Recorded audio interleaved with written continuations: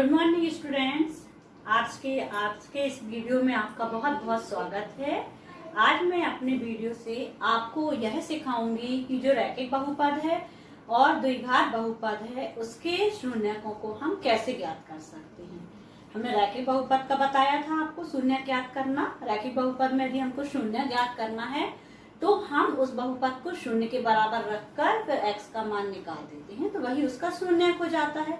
लेकिन हम यदि चाहते हैं कि इसके लिए कोई फॉर्मूला हो तो आपका देखिए रैखिक बहुपद जिसका व्यापक रूप ax प्लस b का होता है, इसका केवल एक शून्यक होता है और यदि फॉर्मूला दिया जाए तो क्या होगा, बराबर माइनस b बटे a। मतलब रैखिक बहुपद यदि आपका इस रूप में लिखा हुआ है तो आपका उसका शून्यक का फॉर्मूला हो जाएगा ऋण b बटे a। ठीक है, b की जो वैल्यू यदि ऋण में है तो b का मान आपको ऋण सहित लेना है। a की वैल्यू अभी आपके पास यदि ऋण में है तो a का मान ऋण सहित लेंगे। जैसे उदाहरण से समझ लीजिए 4x प्लस 5 का शून्य ज्ञात करना है। ठीक है, एग्जाम में यदि कोई क्वेश्चन आता है तो आप तो इसको 0 के बराबर रखकर सीधे x का मान निकालिए पक्षांतर करके, सबसे बेस्ट तरीका ये है। लेकिन फिर भी यदि हम फार्मूला से निकालना चाहते हैं तो देखिए x का गुणांक जो है वो a है और b जो है आपका यहाँ पर अचर पद है। तो x का गुणांक a मतलब 4 हो गया और b का मान हो गया 5। सूत्र है ऋण b बटे a, तो ऋण 5 बटे 4। ठीक है, ये आपका शून्यक होगा इस बहुपद का। मान लीजिए यहाँ पर ऋण होता तो क्या होता शून्य, x का मान तो आपका a का मान जो है वो आपका 4 हो गया और b का मान हम ऋण सहित लेंगे ऋण 5। ठीक है, और अपना सूत्र है ऋण b बटे a, तो ऋण और b का मान ऋण सहित रखिए आप और बटे 4 रख लीजिए, a का मान 4 है और ऋण धन होता है, ये आ गया 5 बटे 4। ठीक है, तो 5 बटे 4 इसका शून्यक होगा और ऋण 5 बटे 4 इस बहुपद का शून्यक होगा। तो ये रैखिक बहुपद जो दिए हुए हैं उसके शून्यक को ज्ञात करने के अलग अलग तरीके हैं, लेकिन एक नंबर के ऑब्जेक्टिव में ये पूछा जा सकता है कि रैखिक बहुपद ax प्लस b का शून्यक निम्न होंगे। 4 ऑप्शन दे सकते हैं, तो आप याद रखिए कि एक शून्यक क्या होता है, माइनस b बटे a होता है। ठीक है, अब बात करते हैं हम द्विघात बहुपद की। तो द्विघात बहुपद जो है ax square plus bx plus c के रूप का होता है। अब आप बहुत ध्यान में रख लीजिए कि x वर्ग का जो गुणांक है उसको a से व्यक्त किया है, x के गुणांक को हमने b से और अचर पद जिसमें x नहीं है उसको हमने c से व्यक्त किया है। ठीक है, ये आपको थोड़ा सा ध्यान में रखना है। इसके हमने आपको बताए थे अधिक से अधिक कितने शून्यक होंगे, 2 होंगे। ठीक है, अधिक से अधिक का मतलब है इससे 2 से अधिक नहीं होंगे, कम हो सकते हैं 2 से। ठीक है, अब आप देखिए जिन्हें हम अब आप बिल्कुल समझ जाइए कि यदि द्विघात बहुपद है तो इसके 2 शून्यक हैं अधिक से अधिक, तो उन शून्यकों को हम अल्फा और बीटा से व्यक्त कर दें। अल्फा कैसे व्यक्त लिखा जाता है, देखिए ऐसे करके हमको अल्फा का संकेत देना है, इसको अल्फा पढ़ते हैं और जो v बनाते हैं कैपिटल उसमें थोड़ा सा नीचे से आप लाइन बढ़ा सकते हैं, तो ये कहलाएगा आपका बीटा।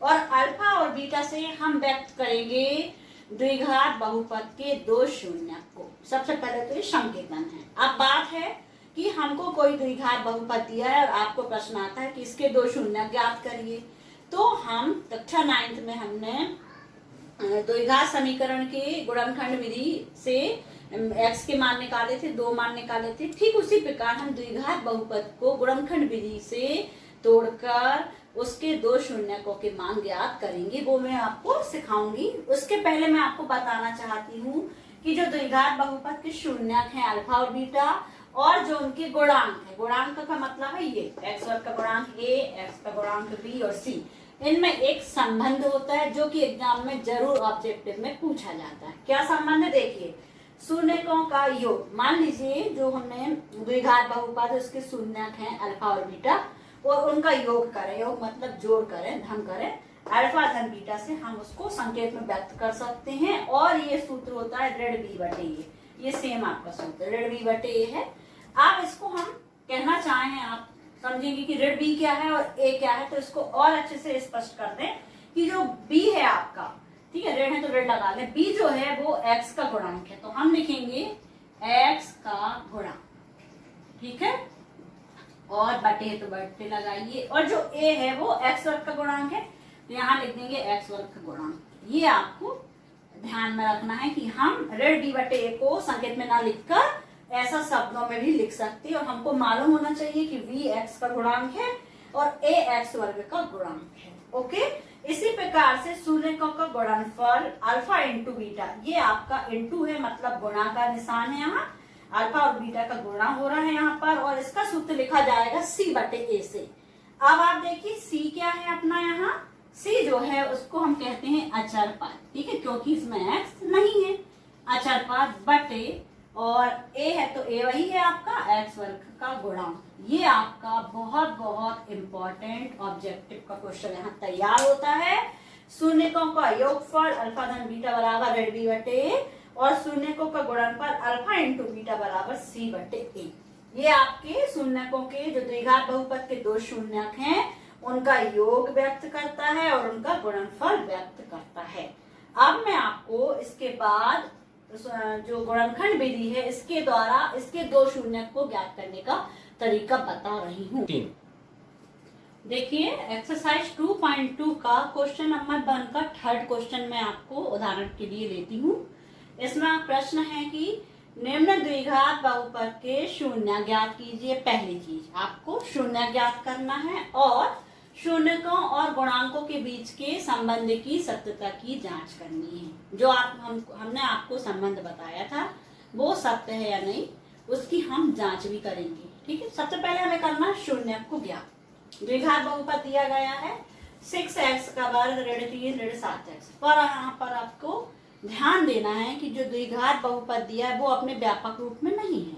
व्यापक रूप का अर्थ है कि पहले x की घात 2 का वाला पद, फिर x की घात 1 वाला पद और फिर अचर पद। यदि नहीं है तो हम आगे पीछे करके इसको अपने व्यापक रूप में ला सकते हैं। देखिए पहले 2 घात वाला पद लिखा, फिर ऋण 7x को आप पहले लिख लीजिए और ऋण 3 को बाद में लिख लीजिए और इसको संकेत दे दीजिए px, ठीक है। यहाँ लिख लो माना, हमने इसको जो बहुपद दिया था उसको हमने px को माना, px मान लिया।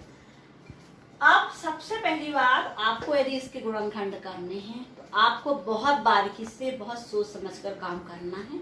और उसका क्या तरीका है आप देखिए, आप रफ काम करिए, पीछे भी कर सकते हैं आप एग्जाम में और क्वेश्चन के साइड में भी आप ये रफ काम कर सकते हैं, बस आपको लिखना पड़ेगा रफ काम। ओके, तो आप देखिए क्या करना है आपको। सबसे पहले तो ये आपका जो द्विघात बहुपद है इसमें हम जो व्यापक रूप है उससे तुलना करके a, b और c के मान ज्ञात कर लें। a हमको बिल्कुल याद हो गया होगा कि x वर्ग का गुणांक a है, x का गुणांक v और अचर पद को c। देखिए x वर्ग का गुणांक 6, a का मान 6 हो गया और x का गुणांक ऋण 7, आप चिन्ह सहित मान लेंगे। तो b का मान हमने ले लिया ऋण 7, ठीक है, आपको चिन्ह को नहीं छोड़ना है।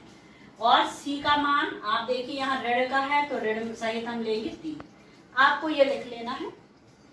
अब रफ में क्या करना है आपको a और c का करना है गुणा। करें हम 6 का 3 से ऋण 3 से गुणा करेंगे तो हमें मिलेगा ऋण 6 तिया 18, ये हमको मिला ऋण 18, ठीक है। अब आपको ये गुणा मिल गया आपको। अब आपको 18 के गुणनखंड जितने भी होते हैं रफ में लिख लेना है। गुणनखंड कैसे, देखिए 1 का हम गुणा करेंगे 18 में तो 18 ही मिलेगा, ठीक है। 1 का भाग देंगे 18 में 18। अब 2 का भाग दीजिए 18 में, कितने बार गया, 9 बार गया, 2 नाम 18, तो इसका मतलब है कि हम 18 को लिख सकते हैं 2 गुणित 9, ठीक है। 3 का भाग 18 में पूरा पूरा जाता नहीं है, 3 को छोड़ दें। 4 का भाग 18 में नहीं जाता, 4 को छोड़ दें। 5 का भाग नहीं जाता, 5 को छोड़ दें। 6 का भाग जाता है, ओके। तो पहले आपका 3 का तो जाता है इसमें 18 में भाग, ठीक है। देखिए पीछे 18, 3 का जाता है, 4 का नहीं जाता है और 5 का नहीं जाता और 6 का जाता है। अब आपके ये अंक पलट कर आ चुके हैं, ठीक है। तो मतलब आपके गुणनखंड कंप्लीट हो गए, इतने ही गुणनखंड हैं आपके। अब आप देखिए इन गुणनखंडों से हमको ऐसे जोड़ी बनाना है, ऐसे तोड़ना है। ऋण 7x जो बीच वाला पद है आपका कितना है, ऋण 7x, तो हमें इस प्रकार से तोड़ना है कि इनका जो ये आपके जो अंक हैं इनमें से देखिए किसी को जोड़ने पे या घटाने पे 7 आना चाहिए, ठीक है। चिन्ह को अभी छोड़ दीजिए, 7 आना चाहिए। देखिए तो किसी को जोड़ने पर भी 7 नहीं आएगा, 9 और 2 11 6 3 9 6 3, तो आपको किसी को भी जोड़ने पे क्या नहीं आ रहा है, 7 नहीं आ रहा है, तो हम घटा कर देखेंगे। देखिए किस में से घटाने पर आ रहा है, आप देख रहे हैं 9 और 2 को घटाने पर 7 आ रहा है, तो हमने इस जोड़ी को सिलेक्ट किया। अब आपके बहुपद में x है, तो आप यहाँ x और यहाँ x लगा लीजिए। अब सबसे बड़ी बात होती है, ये जोड़ी हमने जो सिलेक्ट की है, ये इस प्रकार की जोड़ी है कि इनका गुणा करेंगे तो हमको अचर पद प्राप्त हो जाएगा, और इनका हम जोड़ करेंगे या घटाएंगे, तो अभी आपका घटाने पर मिल रहा है, तो घटाएंगे तो हमें कितना मिलेगा, 7x मिलेगा। अब बात है कि हम 7x की जगह पर इनको लिखेंगे, लेकिन चिन्ह कैसा लगाएंगे, 7x के सामने यदि ऋण है तो आप बड़ी संख्या में ऋण लगाइए और छोटी संख्या में धन। 7x के सामने यदि धन का चिन्ह होता तो बड़ी संख्या में हम धन लगाते, छोटी में ऋण, पर आपको एक संख्या में धन का चिन्ह लगाना है और एक संख्या में ऋण का, तभी वो घटेंगी। आपको नियम पता है, दो संख्याएं कब घट सकती है, जब एक के पास प्लस का चिन्ह हो और एक के पास माइनस का। इसलिए हमको यदि हमारा घटाने पर आ रहा है तो याद रखिए कि घटाने वाली जोड़ी में आपको एक में धन और एक में ऋण का चिन्ह लगाना है। कौन सी संख्या में हम धन और ऋण का चिन्ह लगाएंगे ये डिसाइड करेंगे हम बीच वाले पद के चिन्ह को देखकर। यदि ये ऋणात्मक है तो बड़ी संख्या में ऋण, यदि ये धनात्मक है तो बड़ी संख्या में धन। बस ध्यान देने की बात आपकी इतनी है। अब मान लीजिए इसको प्लस करने पर 18 आता, 7 आता, प्लस करने पे आता। किसी भी हम अदर एग्जाम्पल की बात कर रहे हैं कि किसी को जोड़ने पे आपको ये बीच वाला पद प्राप्त हो रहा है, तो दोनों के चिन्ह आपको समान रखना है, या तो धन धन लगाना या ऋण ऋण। अब फिर से एक प्रश्न उठता है कि हम दोनों में प्लस प्लस लगाएंगे या माइनस माइनस लगाएंगे। समान चिन्ह लगाना है आपको, समान चिन्ह वाली राशियां ही जुड़ती हैं, धन धन वाली राशि जुड़ती है और ऋण ऋण वाली राशि जुड़ती है। अब प्रश्न है कि हम धन का लगाएंगे कि ऋण का, फिर हम डिसाइड करेंगे बीच वाले पद को देखकर। ऋण का है तो दोनों में ऋण ऋण के चिन्ह लगेंगे, धन का चिन्ह लगा है इसमें तो दोनों में धन धन के चिन्ह लगेंगे। बस आपको इतना ध्यान रखना है, ठीक है। एक क्वेश्चन मैं कराऊंगी वैसे आपको इस तरीके का भी, जिसमें आपके प्लस करने पे आपको बीच वाला पद आ रहा होगा। अब हमने जोड़ी देख ली। अब यहाँ ऋण है तो 9x बड़ा है तो हम ऋण का चिन्ह इसमें लगाएंगे और धन का चिन्ह इसमें लगाएंगे, और ये जोड़ी आपकी ऋण 7x की जगह पर आने वाली है। देखिए ध्यान दीजिए आप, 6x का स्क्वायर ऋण 7x की जगह पे आप ऋण सहित बिल्कुल इनको लिख लें आप। पहले हमारा धन 2x लिखा है, आगे पीछे कर सकते हैं हम, और ऋण 9x को आप बाद में लिख लें। और ये हमने किसकी जगह पर लिखा है, देखिए ऋण 7x की जगह पे ये दो पद आ गए, मतलब हमने ऋण 7x को इस तरीके से तोड़ा है कि इनका गुणा करने पे हमको ये AC के गुणा के बराबर मिल रहा है। और ऋण 3 है तो आप ऋण 3 लिख लीजिए, ये आपका ऋण 3। फिर से देख लीजिए, 6x की घात 2 हमने वैसे ही लिखा है, ऋण 7x को तोड़ा है, इस तरीके से लिखा है, फिर ऋण 3 अचर पद। ये आपकी एक स्टेप कंप्लीट हो गई। आपका जो गुणनखंड है 3 स्टेप में कंप्लीट होने वाला है। देखिए फर्स्ट स्टेप बहुत इंपॉर्टेंट है, जिसमें आपको साइन की मिस्टेक नहीं करना है, बहुत केयरफुली काम करना है। अब सेकंड स्टेप के लिए हम निकालेंगे कॉमन। हर तीनों स्टेप आपकी सीखने वाली है, बहुत ध्यान देने वाली है। कॉमन निकालेंगे, ये 4 पद हो चुके हैं हमारे पास। इन दोनों वाले जो पहले और दूसरे पद है इनसे कॉमन निकलेगा, फिर तीसरे और चौथे पद से जो भी संख्या कॉमन है वो निकलेंगे। अब आप देखिए 6x की घात 2 धन 2x में संख्या में देखिए 6 और 2 में कौन सी संख्या अधिक से अधिक उभयनिष्ठ बाहर आ सकती है, तो वो है 2 का भाग दोनों में जाता है। और x वर्ग और x में से एक उभयनिष्ठ संख्या हो गई, कॉमन हो गई 1x, ठीक है, तो 2x आपका कॉमन। अब लगाइए कोष्टक, कॉमन के बाद जो आपका बचेगा इन दोनों में से वो हम कोष्टक में लिखेंगे, पर क्या बचेगा उसके लिए आपको भाग करना है। जो हमने कॉमन लिया है उसका प्रत्येक पद में भाग देंगे। आप मन में नहीं कर पाते हैं, आप रफ काम यूज कर सकते, बस आपको मिस्टेक नहीं करनी है। तो पहला पद है आपका 6x की घात 2, और जो हमने कॉमन लिया है 2x, उसको बटे में लिखना, भाग मतलब बटे, 2 एकम 2, 2 3 6, और x वर्ग से 1x पूरा कट गया तो 1x बचा, मतलब हमें मिलेगा 3 और x, तो ये 3x आया। पहले पद से हमने जब 2x कॉमन निकाला तो अंदर 3x बचा, धन है तो धन लगाइए, ऋण है तो ऋण। अब 2x से हमने 2x ही बाहर ले लिए। अब आप बोलेंगे कुछ नहीं बचा, नहीं कुछ नहीं बचा ऐसा नहीं बोलना है हमको, वहां पर 1 जरूर बचेगा। और हम भाग से समझें तो 2x हमारा कॉमन था और 2x ही पद था, तो 2x में हम 2x का भाग देंगे, दोनों कट गए, तो कितना आया आपका 1 आया, तो हम 1 जरूर लिखेंगे। ठीक, तो आपका इन दोनों से कॉमन लेके ये आपका आया। अब हम बात करते हैं इन दोनों की। ठीक, आप बहुत ध्यान से करिएगा, ये आपको बहुत अच्छे से समझना है। एक बार आपको थोड़ी सी मेहनत करना है, फिर आप समझ जाएंगे। ये पहले इन दोनों से कॉमन लिया, फिर इन दोनों से कॉमन लेंगे। अब आप देखिए 3 और 9 में किस संख्या से दोनों में भाग जा रहा है, 3 से। 3 कॉमन है और दोनों में ऋण का चिन्ह है, ठीक है, तो ऋण सहित कॉमन ले लेंगे हम। यदि आपका शुरू में ऋण आता तो आपको ऋण कॉमन लेना ही है पहले। यदि यहाँ धन भी होता और शुरू वाले पद में यदि ऋण है तो हम ऋण कॉमन ले ही लेंगे। और 3 कॉमन है, अब यहाँ x है और यहाँ नहीं है तो x नहीं आएगा। अब जो भी बचेगा हम कहाँ लिखेंगे, कोष्टक में लिखेंगे। अब एक बात मैं यहाँ बता दे रही हूँ कि जब भी ऋण आता है यहाँ और ऋण आप कॉमन लेते हैं तो अंदर के पदों के चिन्ह पलट जाएंगे। ऋण 9x में से ऋण 3 कॉमन है तो ये धन का हो गया और ये ऋण का धन, ये भी धन का हो जाएगा क्योंकि हमने ऋण कॉमन लिया। तो 3 का भाग अपन 9x में दे दें। आप रफ में लिख कर करिए, आपको यदि प्रॉब्लम जाती भाग देने में तो 9x बटे 3, चिन्ह को छोड़ दें आप, 3 तिरका 9। हमें मालूम है कि हमने दोनों को धन करना। 3x आया, यहाँ ऋण चिन्ह नहीं लगाएंगे क्योंकि हम ऋण को बाहर ले चुके हैं कॉमन, तो अब धन अपोजिट चिन्ह आएगा अंदर। यहाँ भी ऋण आपका, ये आप लोग विशेषता यहाँ गलत कर देते हैं। हमने यदि ऋण कॉमन लिया है तो अंदर के चिन्ह को पलटना ना भूलें। अब आपका ऋण बाहर आ गया तो यहाँ धन बचेगा और 3 का भाग हम 3 में देंगे तो 1 आ गया। ठीक, ये सेकंड स्टेप कंप्लीट हुई।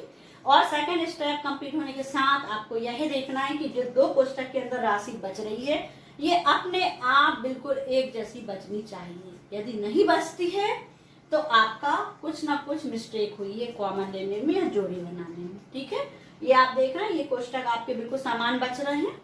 तो अब हमको देखना है, ये पूरा एक पद हुआ, ये गुणा से जुड़ा हुआ, ये पूरा एक पद है और ये दूसरा पद है। इन दोनों पद में से फिर से कॉमन लेंगे हम। पूरा का पूरा कोष्टक एक जैसा दिख रहा है, समान बचा है, इसका मतलब ये पूरा कोष्टक बाहर आ जाएगा। 3x + 1 को हम फिर से कॉमन ले लेते हैं। दूसरे कोष्टक में जो बचेगा वो लिखेंगे।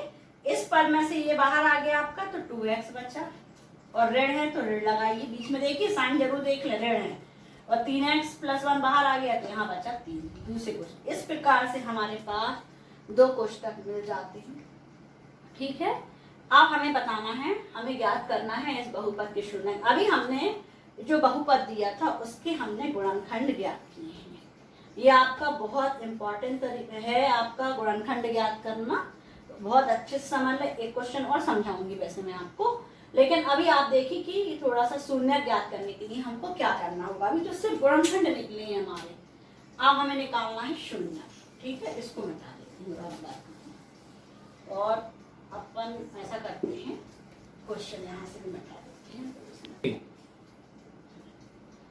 अब देखिए शून्य ज्ञात करने के लिए तो px के 2 गुणनखंड आ चुके हैं। अब हम लिखेंगे यहाँ पर शून्यकों के लिए, हमने आपको बताया था शून्य के मान में क्या होता है, जो px है वो शून्य के बराबर हो जाता है। ठीक है, तो आपको ये दोनों px के मान हैं, इसको लिखना है 2x - 3। इसको किसके बराबर रख देंगे हम, शून्य के बराबर रख देंगे।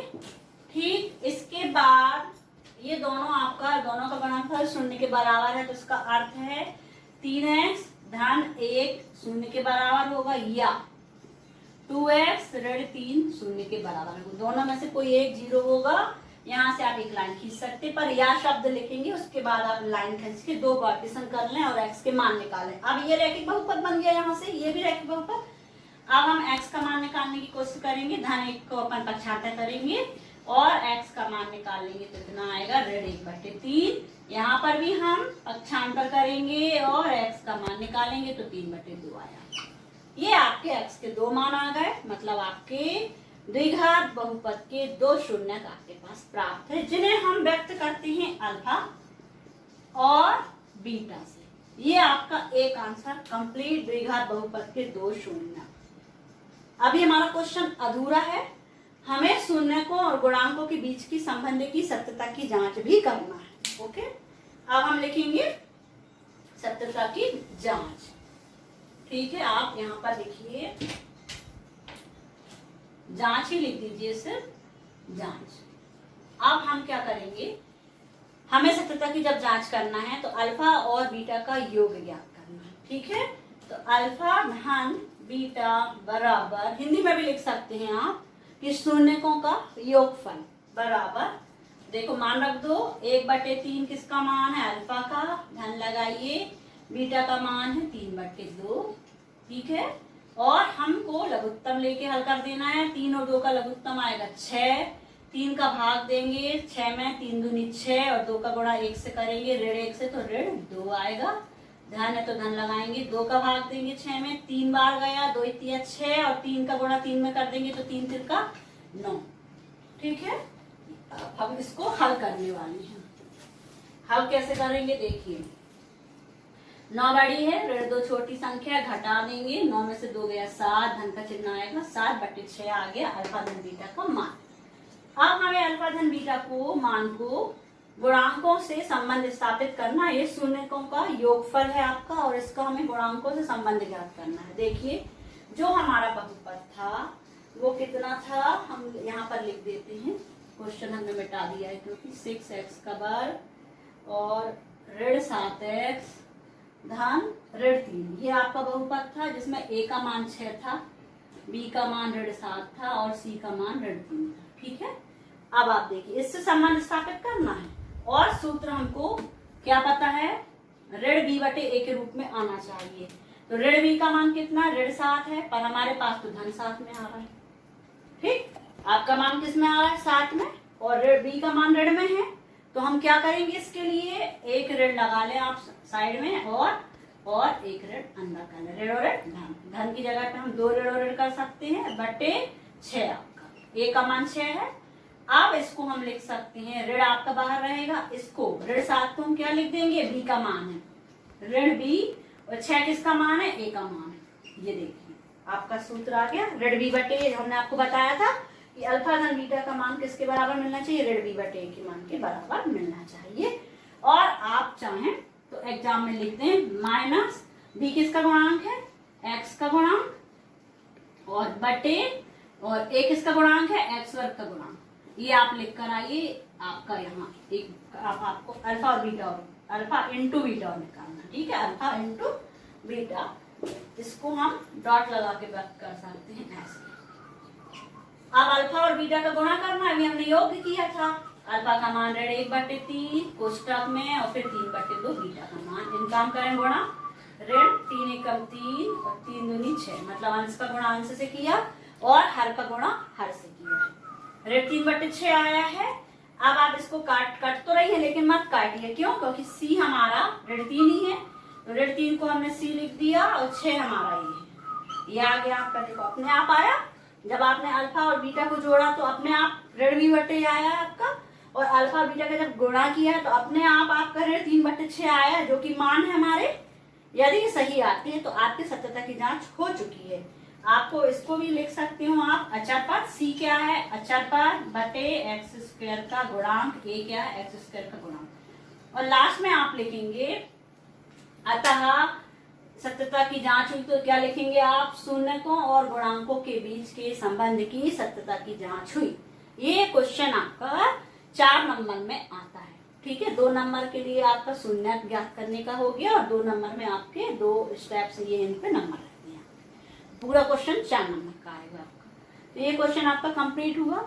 इसके जैसे और क्वेश्चन दिए हैं एक्सरसाइज 2.2 में, आप कोशिश करिए उनके गुणनखंड करने की, शून्य ज्ञात करने की, सत्यता की जांच करने की। एक क्वेश्चन और मैं आपको समझाऊंगी। ओके।